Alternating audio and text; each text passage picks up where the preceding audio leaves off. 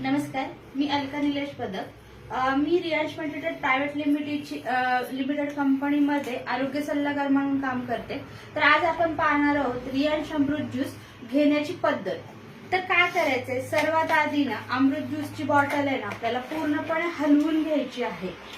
म्हणजे त्याच्यामध्ये जे काही घटक आहेत तर ते खाली बसलेले असतात तर ते पूर्णपणे मिक्स होतात.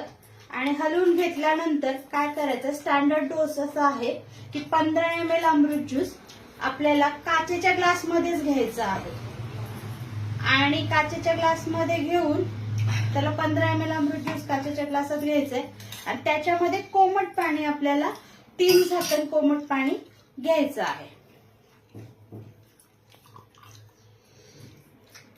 आधी 15 ml अमृत ज्यूस घेतल्यामुळे काय होतं की ते जे पाणी अमृत ज्यूस आहे तो पाण्यामध्ये मिक्स होतो. अदरवाईज जर झाला नाही तर काय करायचं, 2 ग्लास घ्यायचे आणि असं मिक्स करून घ्यायचं आहे.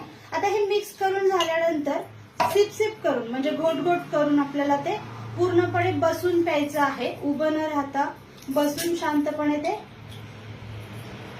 पिऊन घ्यायचं आहे. त्याच्यानंतर 1 तासाने आपल्याला नाश्ता करायचा आहे. तर या पद्धतीने आपल्याला अमृत ज्यूस प्रॉपर वेनी घ्यायचं आहे. याच्यामध्ये काही चूक नाही करायची. याला कोणताही धातू लावायचा नाहीये, ठीक आहे. कोणत्याही चमच्याने वगैरे ते मिक्स करायचं नाहीये. तो सो थँक्यू सो मच. हर हर यश, घर घर यश.